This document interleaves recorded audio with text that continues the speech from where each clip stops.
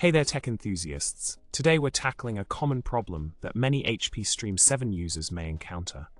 So, imagine reinstalling Windows 10 on your trusty tablet, only to realize that crucial drivers like audio, Wi-Fi, and Bluetooth are missing. Pretty frustrating, right? In comes the solution to our driver debacle. The missing drivers may require Visual C++ redistributable packages to install certain runtime components.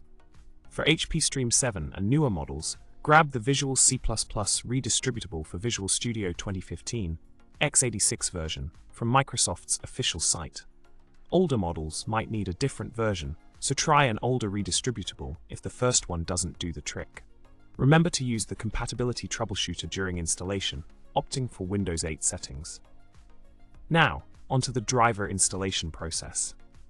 After restarting, tackle each driver one by one as an administrator, using the compatibility troubleshooter for each.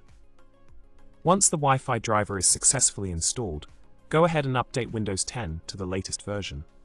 This step may take a few updates, but is crucial for getting all remaining drivers to install and function properly.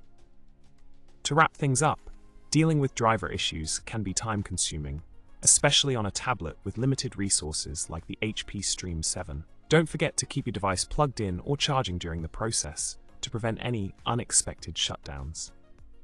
And there you have it.